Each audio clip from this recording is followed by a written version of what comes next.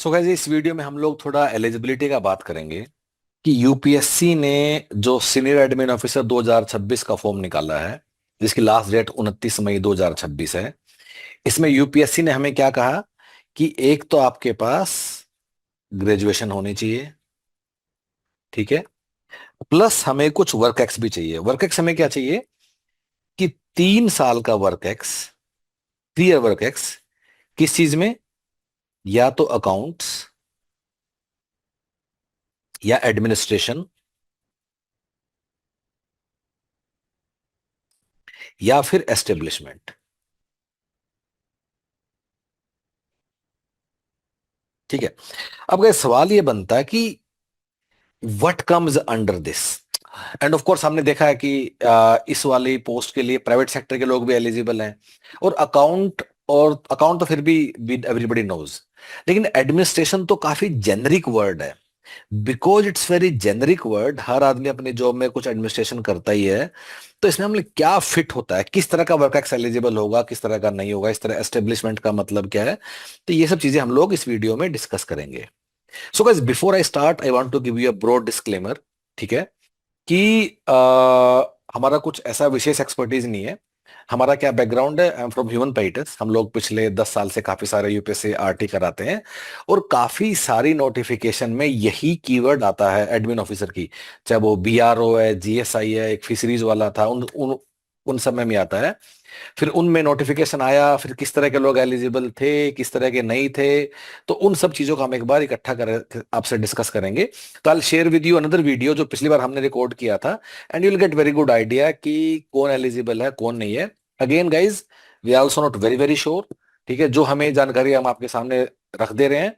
बाकी you can share whatever your eligibility is on the in the comments below, and will try our best to respond to that. So guys शुरू करते हैं। तो उसमें जो UPSC ने जो अपनी वेबसाइट पे डॉक्यूमेंट रिलीज किए हैं इसी एग्जाम के लिए पहले, ठीक है, तो उसको भी हम लोगों ने स्टडी किया। जैसे ये वाला डॉक्यूमेंट है कि एडमिनिस्ट्रेटिव ऑफिसर बीआरओ को जब हायरिंग हुई तो किस किस को यूपीएससी ने एलिजिबल माना, किस किस को नहीं माना। एक ये वाला डॉक्यूमेंट है जो कि 2018-19 के आसपास आया था। फिर इसी तरह एडमिनिस्ट्रेटिव ऑफिसर के लिए सी एस बी एफ में जिसका बिल्कुल एक्सपीरियंस या रिक्वायरमेंट जिसका सेम है कि एक्सपीरियंस होना चाहिए एडमिनिस्ट्रेशन में या अकाउंट्स में या एस्टेब्लिशमेंट में, जो कि आप लोगों का भी है। तो उसमें यूपीएससी ने किसको एलिजिबल माना, किसको नहीं माना। जैसे कि यूपीएससी ने साफ साफ लिख दिया कि सॉफ्टवेयर या आईटी वाले लोग एलिजिबल नहीं है। तो इन सारे डॉक्यूमेंट्स को भी हम लोगों ने स्टडी किया है इस वाले वीडियो को बनाने के लिए, जो यूपीएससी की साइट पे पब्लिकली अवेलेबल है।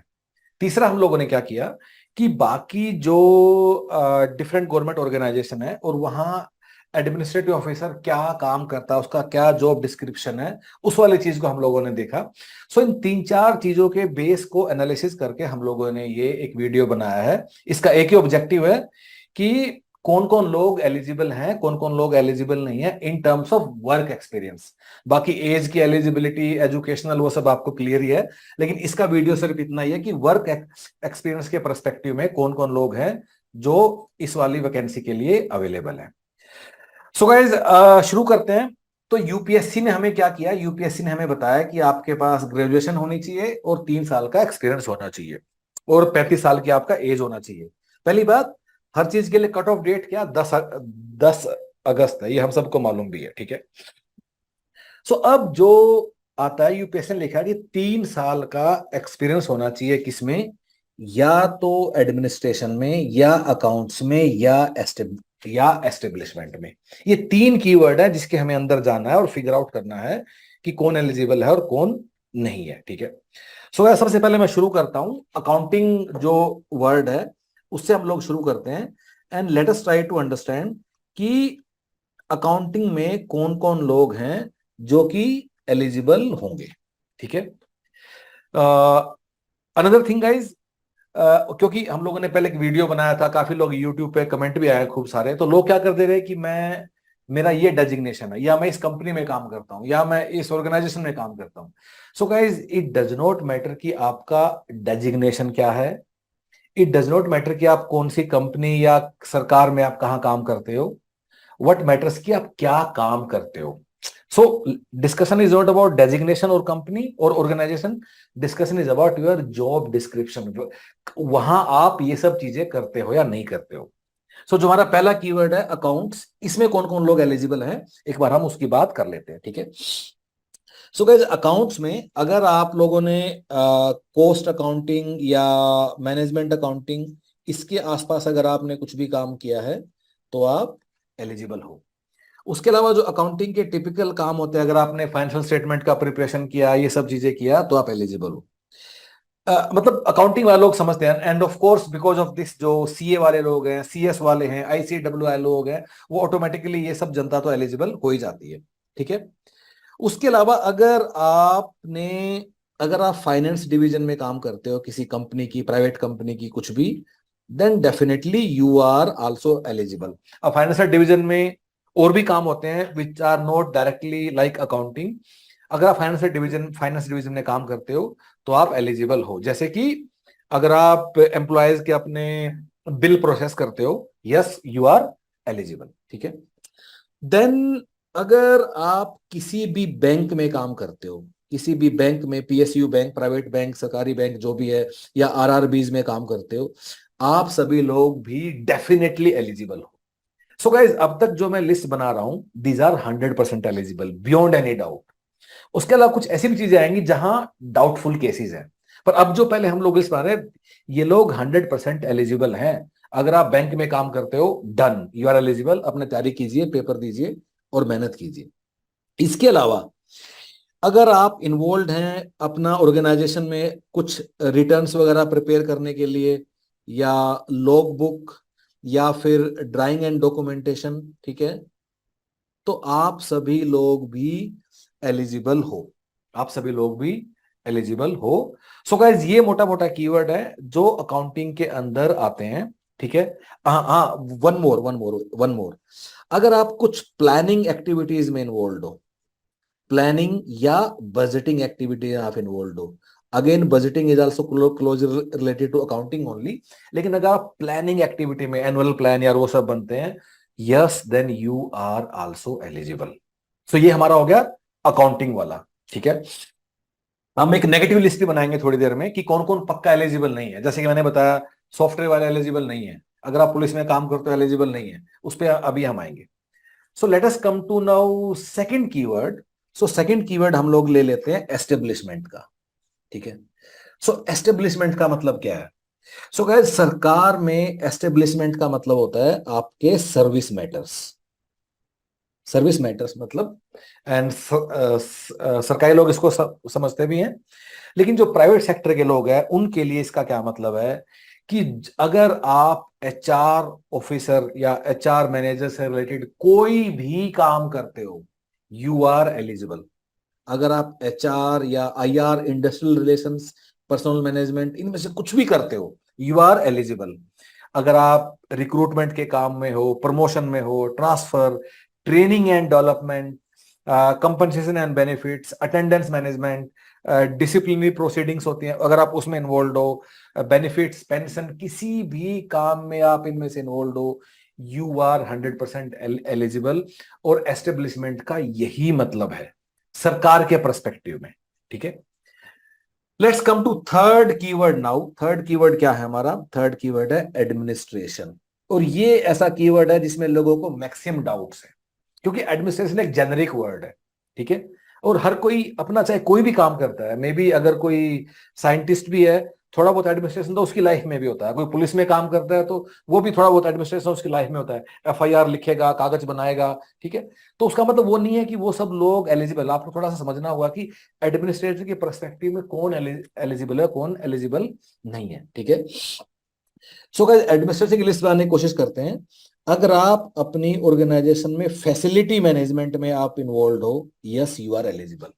फैसिलिटी मैनेजमेंट का मतलब क्या है कि जो मतलब बिल्डिंग इंफ्रा या उसमें कोई भी आप काम करते हो, यस एलिजिबल. सेकंड वन, अगर आप प्रोक्योरमेंट मैनेजमेंट में कोई भी काम करते हो, प्रोक्योरमेंट मैनेजमेंट, अगर आप आरएफपी बनाते हो, आरएफक्यू, या कोई भी प्रोक्योरमेंट वाले ये सब काम जो आप करते हो, यस एलिजिबल. थर्ड थिंग, अगर आप ऑफिस मैनेजमेंट के किसी भी काम में हो, ऑफिस मैनेजमेंट मतलब ऑफिस को रन करने के लिए जो भी चीजें होती हैं, ठीक है, ये कुर्सी, ये टेबल, ये पेन, ये माइक जो मैं बात कर रहा हूँ, जो यहाँ सब, इन सब के आप ऑर्गेनाइजेशन में अगर आप इन्वॉल्व हो मैनेजमेंट में, यस यू आर एलिजिबल। और बाकी ऑफिस मैनेजमेंट काफी चीजें और भी होती है, सिर्फ कुर्सी मेज नहीं, वो आप खुद ही आप वो समझते हो, ठीक है। इसके अलावा अगर आप डाक मैनेजमेंट या ये सब चीजें देखते हो, या फिर आप ई ऑफिस वगैरह का आप लोग काम देखते हो, आप लोग भी एलिजिबल हो। इसका मतलब क्या होगा इस कि जितने भी क्लरिकल वर्क है और जो ऑलरेडी सरकार में काम कर रहे हैं या प्राइवेट सेक्टर में, जो कि ग्रुप सी या ग्रुप डी, आप लोगों को भी इसके लिए अप्लाई करना चाहिए। नाउ अब सारे एग्जांपल हम लोग नहीं नहीं दे पाएंगे, जैसे कि अगर आप एक स्कूल में काम करते हो और आप टीचिंग जॉब में हो, नॉट एलिजिबल। लेकिन अगर आप स्कूल के एडमिनिस्ट्रेशन में आप इन्वॉल्व हो, यस एलिजिबल। अगर आप किसी यूनिवर्सिटी, इंस्टीट्यूट या कॉलेज में आप रजिस्ट्रार हो, असिस्टेंट रजिस्ट्रार हो, यस यू आर एलिजिबल। वहां आप आरटीआई वगैरह के सब मैटर देखते हो, यस यू आर एलिजिबल। आप एग्जाम कंडक्ट करवाते हो, yes you are eligible. So guys ये सब है जो एडमिनिस्ट्रेशन की एक मोटा मोटा एक डेफिनेशन है। अब गाइज अगर हम एक नेगेटिव लिस्ट बनाने की कोशिश करें कि जो हमें अब तक मिली है, एंड ऑफ कोर्स न तो ये पॉजिटिव लिस्ट और न नेगेटिव, ये दोनों अपने आप में पूरी कॉम्प्रिहेंसिव नहीं है, लेकिन एक मोटा मोटा फ्लेवर है। और बाकी भी कुछ ऐसे काम होंगे, अब आपको ना खुद उनका अंदाजा लगाना होगा बेस्ड ऑन दिस लिस्ट जो कि हमने आपको बनाई है, ठीक है। उससे आप अंदाजा अपना लगा सकते हो। जैसे कि जितने भी लोग एसएससी से सिलेक्ट होके आए हैं, आई थिंक वो सब लोग भी एलिजिबल है, ठीक है। अब आपको फिगर आउट करना है based on this analysis. Another thing guys, ये जो है ना, हम लोगों ने जो एनालिसिस किया है based on our previous experience या जो भी थोड़ा बहुत हम लोगों ने रिसर्च किया है, this is the best resource which you can get. हमारे पास ना 100% श्योरिटी का कोई तरीका है भी नहीं। अगर आप यूपीएससी में जाके पूछोगे कि हमें बता दो हम एलिजिबल, वो आपको कभी नहीं बताएंगे। आप आरटीआई भी फाइल कर लो, उसका भी जवाब ऐसा आएगा कि नोटिफिकेशन देख लो, वो तब भी नहीं बताएंगे। सो मैं क्या कहने की कोशिश कर रहा हूं कि बाकी भी यूपीएससी बड़े सारे एग्जाम्स कराता है जहां एलिजिबिलिटी में डाउट्स होते हैं, जैसे कि असिस्टेंट लेबर कमिश्नर का एग्जाम है, उसकी एलिजिबिलिटी में भर भर के डाउट है, लेकिन उन डाउट को क्लैरिफाई करने का कोई रास्ता कहीं नहीं है। So there is no place जहां आप जाओगे और आपको कोई कहेगा 100% इन और आउट, नहीं, हमेशा एक डाउट रहेगा। और उसके लिए यूपीएससी फाइनल अथॉरिटी है, पर based on historical data, based on this analysis, this is the best option जो आपके पास है। बाकी इसके बियॉन्ड आपको अपनी बुद्धि का प्रयोग करना है, ठीक है। अब अगर नेगेटिव लिस्ट पे हम लोग बात कर रहे थे, तो अगर आप सॉफ्टवेयर इंजीनियर हो, आईटी में काम करते हो, नॉट एलिजिबल। अगर आप टीचिंग करते हो, नॉट एलिजिबल। अगर आप मान लो पुलिस में काम करते हो, नॉट एलिजिबल। अगर आप एडवोकेट हो, नॉट एलिजिबल। सो गाइज ऐसा, अगर आप माइनिंग इंजीनियर हो, नॉट एलिजिबल। सो गाइज ये एक मोटा मोटा, या बाकी कोई भी इंजीनियर, मैकेनिकल इंजीनियर है, माइनिंग इंजीनियर, कोई भी है जो कोर उसका काम करता है, all of them are not eligible, ठीक है। सो बाकी इसके अलावा भी आप लोग थोड़ा अपना जो देखना है। So at the end of the day designation matter नहीं करता है, व्हाट मैटर्स इज कि जो ये 3 कीवर्ड हैं जो यूपीएससी ने अपना नोटिफिकेशन में डाले हैं, इनमें से क्या काम आप करते हो या नहीं करते हो। जैसे कुछ लोगों को 100% श्योरिटी है, एचआर वाले तो भर भर के एकदम आंख बंद करके आप अप्लाई कर दो, अकाउंट्स वाले तो बिल्कुल एकदम अप्लाई कर दो, आपको डाउट नहीं होना चाहिए। सारे बैंक वाले जो लोग काम करते हैं अप्लाई कर दो आप, ठीक है। अब बैंक में कुछ भी करते हो सब चलेगा, क्योंकि eight the end of the day justify कर दोगे। अनदर थिंग गाइस कि यूपीएससी का प्रोसेस क्या है। आपने फॉर्म भरा, अभी फॉर्म भरा तो हर एक आदमी को एडमिट कार्ड आएगा, इस लेवल पे कोई भी जांच नहीं होगी। एडमिट कार्ड आएगा, आप एग्जाम देने जाओगे। अब जिसके नंबर ठीक आएंगे उन लोगों की एक लेवल की फिर उस टाइम जांच करेगा यूपीएससी। और फिर अगर उस जांच में आप मैच नहीं करते हो, आपका जो भी आप डॉक्यूमेंट अभी अपलोड करे हो, तो आपको एक मौका भी मिलेगा अपना दोबारा से डॉक्यूमेंट सबमिट करने का। अगर पहली मतलब उसका 15 दिन का टाइम देगा यूपीएससी कि दोबारा सबमिट कर दो, ये वाला डॉक्यूमेंट काफी नहीं है या जो भी उसमें डेफिशिएंसी है। इसका मतलब क्या है कि अभी जो तुम्हारे पास अपलोड कर दो, अगर रिटर्न में पास होते हो फिर से तुम्हें एक बार मौका मिलेगा। बट ट्राई कि आप जो भी काम करते हो उसमें कैसे आप इन शब्दों को अपने उसमें लेके आओ। ये and this more relevant with private sector guys, क्योंकि थोड़ा बहुत अपने सीवी में, अपने रेज्यूमे में आप डिस्टोर्ट चीजों को कर ही सकते हो। सो मेक श्योर कि आप जो भी अभी एप्लीकेशन फॉर्म आप लोग भर रहे हो उसमें कैसे घुमा फिरा के आप इनको थोड़ा डिस्टोर्ट करके ये वाले कीवर्ड आप लेके आ सकते हो। बाद में तो आपसे वो लोग मांगेंगे ही, ठीक है। अब कुछ ऐसे भी लोगों के डाउट्स हैं कि जैसे और हमारे पास एक्चुअली कमेंट आया, आप यूट्यूब पे जाके देख लेना, कि मैं अपने पिताजी की दुकान में हेल्प कराता हूँ अकाउंटिंग में, तो क्या मैं एलिजिबल हूँ? हमें नहीं लगता कि यूपीएससी इसको कंसीडर करेगा। बाकी आप अपना इसमें डिसीजन आप इसमें ले लीजिएगा, ठीक है। उसके बाद गाइज, यस, कि eight the end of the day ये जो कुछ डॉक्यूमेंट हमने देखे भी हैं, इसमें यूपीएससी ने बताया कि ये लोग एलिजिबल नहीं है, ये एलिजिबल है। जैसे कि यूपीएससी ने लिख दिया है कि सॉफ्टवेयर वाले लोग एलिजिबल नहीं है, पिछली बार टीचिंग वाले लोग एलिजिबल नहीं थे। अब गाइज दिस एलिजिबिलिटी की जो नेगेटिव लिस्ट यूपीएससी की साइट पे पड़ी हुई है इन डॉक्यूमेंट्स में, दिस इज बेस्ड ऑन कि जिन लोगों ने अप्लाई किया, ठीक है। अब इस बार जब लोग फॉर्म भरेंगे, फिर लोग अपना अप्लाई करेंगे, ऑफ कोर्स उसमें एक अपना लिस्ट बनेगा, उसमें एक अपना लोग उसमें बताएंगे कि भाई मेरा एलिजिबिलिटी, एंड उसके बाद फिर कुछ क्लैरिटी आएगी धीरे धीरे। But based on this I think आप अपना you can use your wisdom. Another thing, notification में एक ये वाला कीवर्ड भी लिखा हुआ है कि UPSC has discretion to for relaxation. तो कुछ लोगों ने लिखा कि मेरे पास 3 साल का नहीं है, मेरे पास 2 साल 9 महीने का या 2.5 साल का, तो मैं क्या एलिजिबल हूँ? सो गाइज हमें नहीं लगता कि कभी ये चीज काम आती है, हालांकि वहां लिखा हुआ है, लेकिन हमें नहीं लगता कि, क्योंकि अप्लाई करने वाले लोग इतने ज्यादा होते हैं कि कभी इन चीजों को देखने का मौका भी नहीं मिलेगा और यूपीएससी आउटराइटली रिजेक्ट कर देगा। सो ऑलरेडी यूपीएससी ने वहां लिखा है कि यूपीएससी हैज डिस्क्रिशन और वो सब चीजें, पर वो कभी काम नहीं आता है।